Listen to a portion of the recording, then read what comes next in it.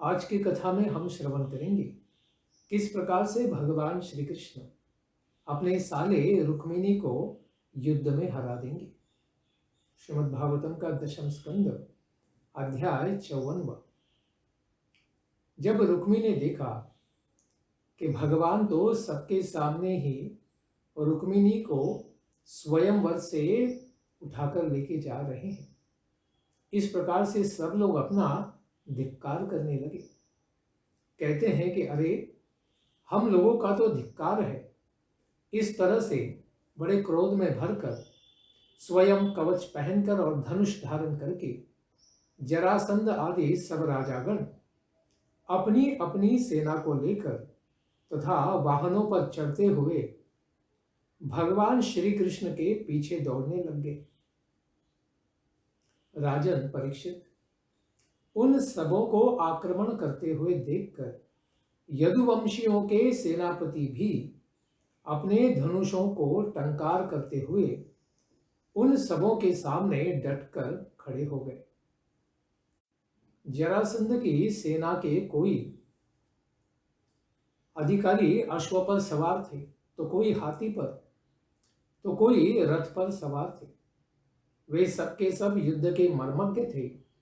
जैसे मेघ पर्वतों पर जल बरसाते हैं, उसी तरह वे यदुवंशियों की सेना पर बाणों की वर्षा करने लगे।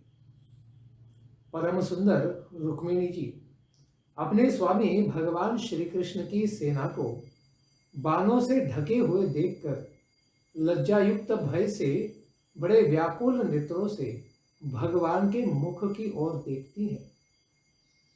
तो भगवान रुक्मिणी का चिंता से भरा हुआ चेहरा देखते हैं और कहते हैं, हंसते हुए से कहते हैं कि हे सुंदरी, डरो मत। ये सबके सब तुम्हारी सेना के द्वारा विनष्ट कर दिए जाएंगे। भगवान ने रुक्मिणी का पाणी ग्रहण तो कर लिया था, बाह्य दृष्टि से विवाह का सत्कार नहीं हुआ था, फिर भी भगवान ने रुक्मिणी को यह आश्वासन दिया कि अधुना अभी के समय में तावकई ही तुम्हारी सेना के द्वारा, यानी अपनी सेना को उन्होंने रुक्मिणी की सेना है इस प्रकार से कहा कि यह सेना अभी इन सबको नष्ट कर देगी। क्यों?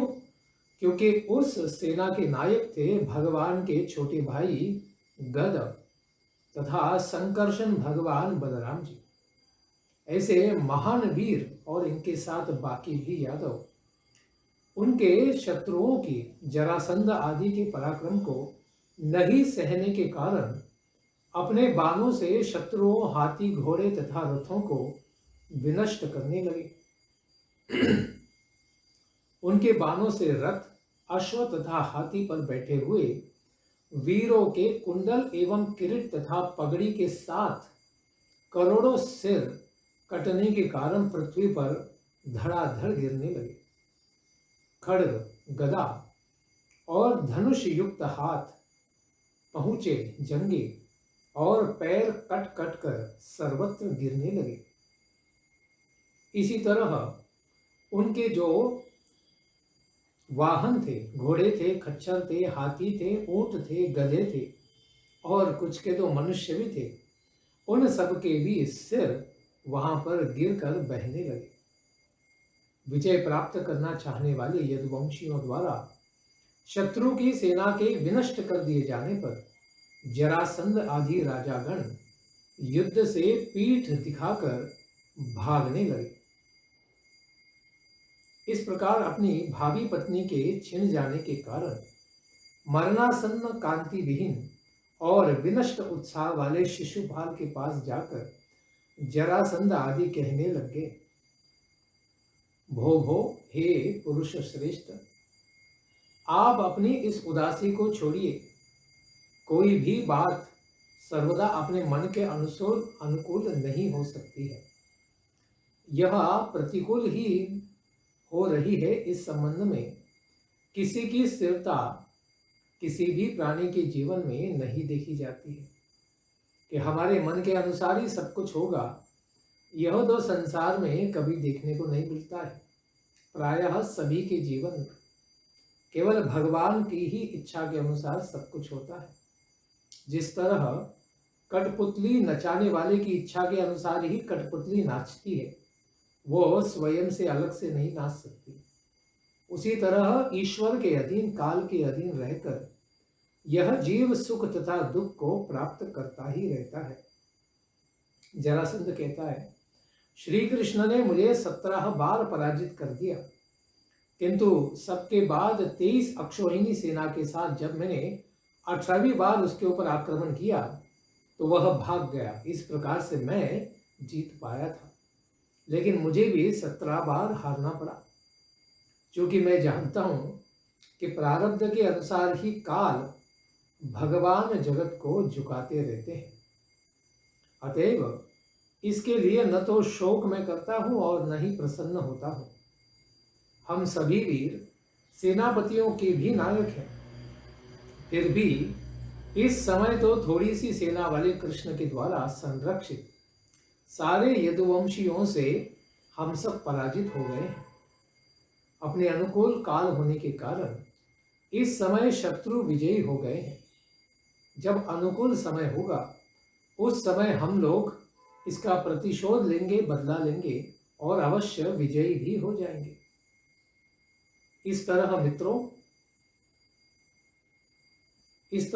मित्रों के द्वारा समझाए जाने पर शिशुपाल अपने अनुयायियों और सेवकों के साथ अपने नगर में वापस चला जाता है और मरने से बचे हुए राजागण भी अपने अपने नगर में चले जाते हैं। भगवान श्री कृष्ण से द्वेष करने वाला बलवान रुक्मिणी का बड़ा भाई रुक्मी अपनी एक अक्षौहिणी सेना के साथ भगवान श्री कृष्ण का पीछा करता है, क्योंकि उसे लगता है कि अरे इन भगोड़ों को सिर्फ रुक्मिणी चाहिए थी, अभी रुक्मिणी हाथ से चली गई इसलिए भाग रहे, लेकिन रुक्मिणी तो मेरी बहन है, मैं उसे नहीं जाने दूंगा, मैं कृष्ण को नहीं छोड़ूंगा। इस प्रकार से महाबाहु रुक्मी अत्यंत क्रोधित होकर कवच पहनता है और धनुष धारण करके सभी राजाओं के सामने ही इस तरह से प्रतिज्ञा करता है, मैं युद्ध में श्री कृष्ण को मारे बिना तथा अपनी बहन रुक्मिणी को लौटाए बिना कुंदिन नगरी में पुनः प्रवेश नहीं करूंगा। इस प्रकार से मैं आप लोगों से सत्य वचन कहता हूं। इस तरह से कहकर तथा रथ पर चढ़कर रुक्मी अपने सारथी से कहता है कि शीघ्रता से अश्वों को हाको, जिससे मेरा उस कृष्ण से युद्ध हो सके। आज मैं उस छोटी बुद्धि वाले ग्वाले के बल के घमंड को अपने तीक्ष्ण बाणों से विनष्ट कर दूंगा। उसने मेरी बहन का बलपूर्वक हरण कर लिया है। उसके पश्चात जिसकी बुद्धि बिगड़ गई थी वह आत्मश्लाघा करता हुआ रुक्मी, जो भगवान श्री कृष्ण के प्रभाव को ठीक से जानता नहीं था, एक ही रथ से भगवान श्री कृष्ण को ठहरो ठहरो कहता हुआ पीछे से ललकार रहा था। बलपूर्वक धनुष को खींचकर उसने 3 बाणों से भगवान श्री कृष्ण को आक्रमण किया और कहा कि अरे यदुवंश के कलंक, तुम क्षण भर के लिए थोड़ा सामने तो ठहरो। जैसे कौवा हविष्य लेकर उड़ जाता है, उसी तरह मेरी बहन को चुराकर तुम कहां जा रहे हो? ए मूर्ख, तुम मायावी और कूट युद्ध करने वाले हो, छलिया हो, भगोड़े हो, रणछोड़ हो। आज मैं तुम्हारा घमंड चूर चूर कर दूंगा। जब तक मेरे बाणों से तुम मारे नहीं जाते, उससे पहले इस बच्ची को छोड़कर तुम भाग जाओ। उसकी बातों को सुनकर भगवान श्री कृष्ण मुस्कुराते हैं और उसके धनुष को तुरंत काट कर उसे 6 बाणों से बिद्ध कर देते हैं। श्री भगवान फिर 8 बाणों से चारों उसके अश्वों को और 2 बाणों से उसके सारथी को भी बींध देते हैं और 3 बाणों से उसके ध्वजा को भी काट कर गिरा देते हैं। उन बाण समूहों से मारे जाने पर भगवान ने उसके धनुष को भी काट दिया। फिर उसने दूसरा धनुष धारण कर लिया भगवान से युद्ध के लिए। तो फिर भगवान ने, जब तक वो उस पे बाण भी संधान कर सके, भगवान ने उसे तुरंत काट दिया। फिर उसके बाद परीख, पट्टीश, शूल, ढाल और तलवार, शक्ति और तोमर, उसने जिन जिन आयुधों के लिए प्रयास किया कि भगवान के ऊपर उनके द्वारा आक्रमण कर सके, भगवान ने सब उन आयुधों को भी काट डाला। उसके पश्चात रुक्मी रथ से कूद पड़ा, क्योंकि रथ भी बेकार हो गया था। इस प्रकार रथ से कूदकर हाथ में खड्ग धारण करता है और भगवान को मार डालने का प्रयास करते हुए जोर से दौड़ने लगता है, जिस तरह कोई कीड़ा पतंग आग की ओर दौड़ता है, जो उसके मृत्यु का कारण होती है। इस प्रकार सामने आते हुए रुक्मी के खड्ग और ढाल दोनों को भगवान अपने बाणों से मारकर टुकड़े टुकड़े कर देते हैं और रुक्मी को मार डालने के लिए उद्यत हो जाते हैं। इस प्रकार भगवान अपने हाथ में एक तीक्ष्ण तलवार धारण कर लेते हैं। श्री भगवान द्वारा अपने भाई के मारे जाने का उद्योग देखकर भय से विवल माता रुक्मिणी जी श्री भगवान के चरणों में गिरकर करुण होकर कहती हैं कि हे योगेश्वर, हे अप्रमेयात्मन, हे देव देव, हे जगतपते, हे महाभुज, हे कल्याण, आप और आपकी लीला को संसार में कोई भी जीव नहीं जान सकता है, लेकिन आप तो सारे संसार का कल्याण करने वाले प्रभु हैं। कृपा करके मे भ्रातरम हंतुम नारहसी, मेरे भाई को आपके द्वारा नहीं मारा जाना चाहिए। शुभदेव गोस्वामी कहते हैं कि भय के कारण रुक्मिणी जी के सारे अंग कांप रहे थे, थर थर कांप रही थी। शोकाधिक्य के कारण उनका मुख भी सूख गया था, ठीक से आवाज भी नहीं आ रही थी, क्योंकि कंठ अवरुद्ध हो गया था। आतुरतावशात उनके गले का हार गिर गया था। इस तरह की रुक्मिणी जी श्री भगवान के चरणों को पकड़ लेती है।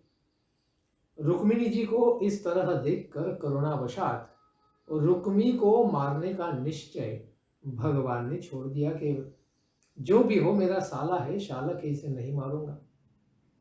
श्री भगवान का अपकार करने वाले रुक्मी को कपड़े से बांधकर श्री भगवान ने, क्योंकि अभी रुक्मिणी को दुख न लगे इसलिए सिर्फ कपड़े के द्वारा बांध दिया और उसके मूछ, दाढ़ी और केश को आधा आधा मूंद कर उसको कुरूप बना दिया।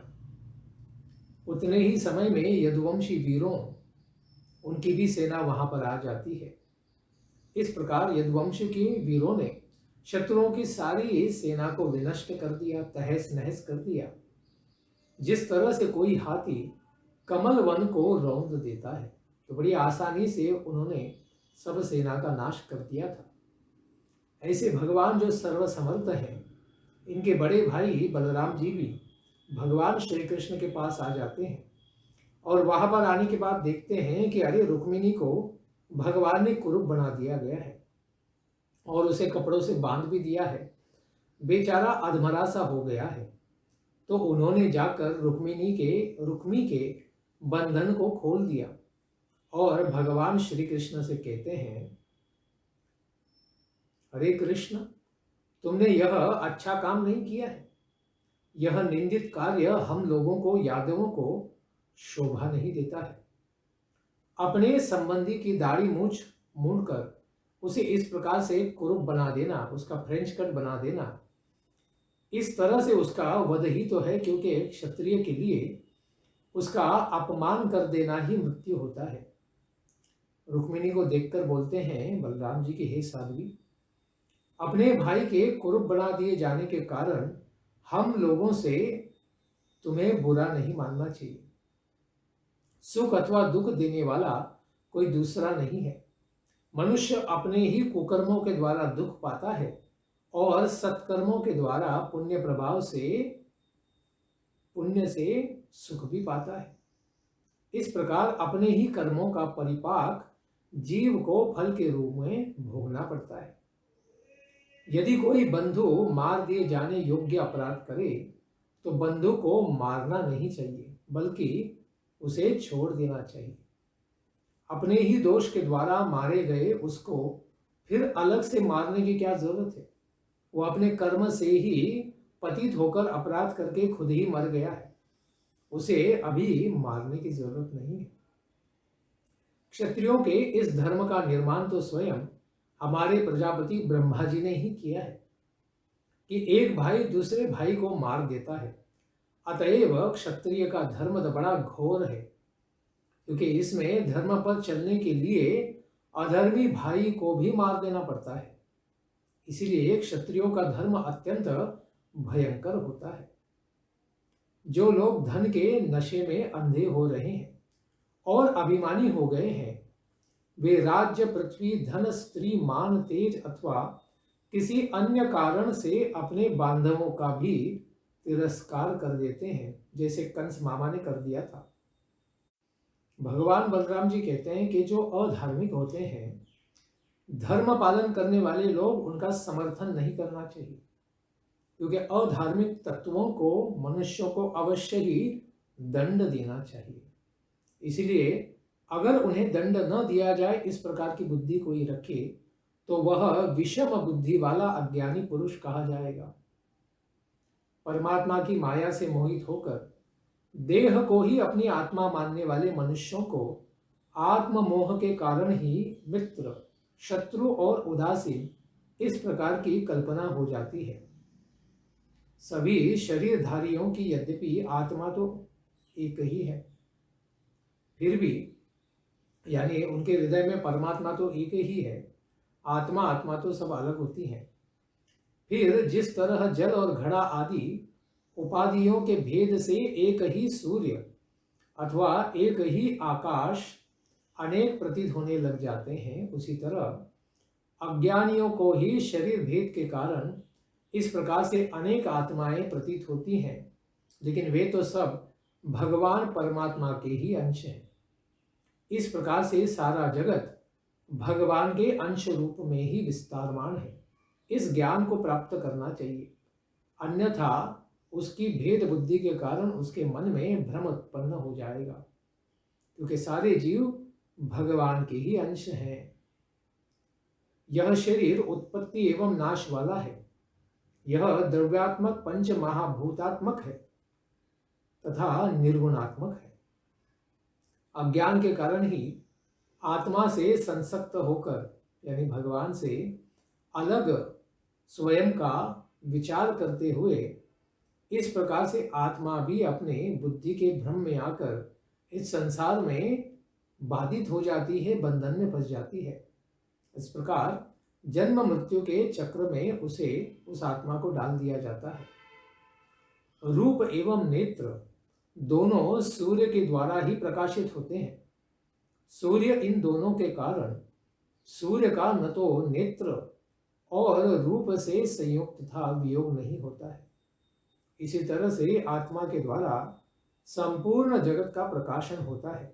अतएव इस आत्मा का अभिभूत आदि असत पदार्थों से संयोग वियोग कुछ भी नहीं होता है। आत्मा का इस संसार से या शरीर से कोई भी संबंध नहीं है। उससे तो क्या, अपने मन और बुद्धि अहंकार से भी कोई संबंध नहीं है। जन्म आदि तो देह के ही विकार है, आत्मा के नहीं, क्योंकि आत्मा तो निर्विकार है। यह उसी तरह से होता है जिस तरह कृष्ण पक्ष में चंद्रमा की कलाओं का ही क्षय होता है, चंद्रमा का नहीं। जिस तरह से अमावस्या के दिन चंद्रमा की कलाओं का ही नाश होता है, चंद्र तो दिखाई भी नहीं देता, लेकिन फिर भी चंद्रमा का नाश नहीं होता। उसी तरह शरीर का ही नाश होता है, आत्मा का नहीं। लोग तो भ्रमवशात ही आत्मा का नाश मान लेते हैं। जिस तरह सोया हुआ व्यक्ति किसी पदार्थ के नहीं रहने पर भी भोक्ता भोग्य एवं भोग का अनुभव करता है, उसी तरह अज्ञानी पुरुष मिथ्या ही संसार चक्र का अनुभव करता है। अतएव हे साध्वी, अज्ञान से उत्पन्न होने वाले इस शोक के ज्ञान के द्वारा शोक को ज्ञान के द्वारा दूर करके स्वस्थ हो जाओ, क्योंकि जब सूर्य आ जाएगा तो अज्ञान का अंधकार अपने आप ही नष्ट हो जाता है। इस प्रकार आत्मज्ञान के द्वारा इस शरीर मोह का अज्ञान नष्ट करो। शोक को अंतःकरण को मुरझाने वाला होता है, इस प्रकार से जानकर मोहित नहीं होना जाना चाहिए, क्योंकि शोक ही मनुष्य को मोहित कर देता है। इस प्रकार कहने पर सुखदेव गोस्वामी कहते हैं कि बलराम जी द्वारा समझाए जाने पर परम सुंदरी रुक्मिणी जी अपने मन के मैल को मिटाकर विवेक के द्वारा समाधान को प्राप्त कर लेती है। रुक्मी के केवल प्राण मात्र बच गए थे। उसकी सेना और तेज उनके शत्रु यादवों ने सर्वत्र नष्ट कर दिए थे। वह अपने को कुरूप बनाए जाने के कारण भूल भी नहीं पाता था कि उसके सारे मनोरथ इन दोनों भाइयों ने किस प्रकार से व्यर्थ कर दिए गए हैं। उसने अपने रहने के लिए वहां भोजकट नामक बड़ा नगर बसा दिया, क्योंकि अभी कुंडिन से बाहर आ चुके थे और कुंडिन वे कृष्ण को मारने के बाद वापस जाने वाले थे और रुक्मिणी को वापस लाने वाले थे। दोनों भी असंभव हो गए। इसलिए अभी कुंडिन न जाकर वहां पर भोजकट नामक उन्होंने नगर बसाया, क्योंकि कुंडिन वापस नहीं जा सकते थे। वह दूषित बुद्धि वाले श्री कृष्ण को मारे बिना, वह रुक्मी जो दूषित बुद्धि वाला है, भगवान को तो मार ही नहीं पाया, युद्ध में हरा भी नहीं पाया और अपनी छोटी बहन को वापस कुंडिन भी नहीं ले पाया। इस प्रकार से रुक्मी फिर वहीं पर अपने राज्य से बाहर ही निवास करने लगा। इस प्रकार राजाओं को परास्त करके और रुक्मिणी जी को द्वारकापुरी में भगवान ले आते हैं और फिर विधि पूर्वक उनके साथ वैदिक विधि के साथ विवाह करते हैं। यदुवंशियों के स्वामी भगवान श्री कृष्ण में जिन लोगों का अनन्य प्रेम था, उन द्वारका के लोगों के घरों में महान उत्सव मनाया गया, क्योंकि भगवान का यह पहला विवाह है। क्योंकि उनके तो आगे 16,108 विवाह होने वाले हैं, लेकिन औपचारिक तौर से भगवान का यह पहला विवाह था और द्वारका में भी पहला यह विवाह हो रहा था, क्योंकि बलराम जी का विवाह तो रैवत में हुआ था, रेवती के साथ। इस प्रकार से सब लोगों ने बड़ा ही उत्सव मनाया। चमकते हुए मणियों के कुंडल धारण करते हुए वहां के पुरुष और स्त्रियां बड़ी ही प्रसन्नता पूर्वक विचित्र वस्त्र धारण किए हुए दूल्हा और दुल्हन को अनेक प्रकार की सामग्रियों को भेंट अर्पित करते हुए अपने आनंद को व्यक्त करते हैं। उस समय वह द्वारकापुरी में फहराए गए इंद्र ध्वजों से, चित्र विचित्र मालाओं, वस्त्रों तथा बांधे गए बंधनवारों से, प्रत्येक द्वारों पर सजाए गए मंगलमय जल भरे कलशों तथा अगुरों के धूपों और द्वीपों से अत्यंत सुशोभित सब लोगों ने दर्शन किया। बुलाए गए मित्र राजाओं के मदमत्त हाथियों की मदवारी से द्वारका की गलियां सींच गई थी तथा दरवाजों पर रोपे गए केले के स्तंभ तथा सुपारी के पौधों से वह नगरी बड़ी ही सुशोभित हो रही थी। उस उत्सव में कुतूहल वशात इधर उधर दौड़ने वाले कुरु, सृंजय, कैकेय, विदर्भ, यदु और कुंती भोज वंशों के लोग परस्पर में आनंद का अनुभव कर रहे थे। स्थान स्थान पर गाई जाने वाली रुक्मिणी हरण की बड़ी ही सुंदर गाथा को सुनकर राजागण और राजकन्याएं अत्यंत विस्मित हो गई।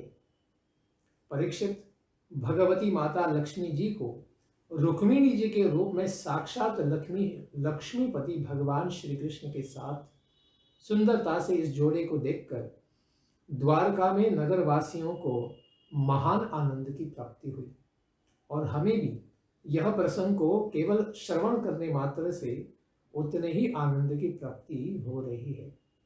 इसके पश्चात की लीला को हम श्रवण करेंगे आने वाले सत्र में।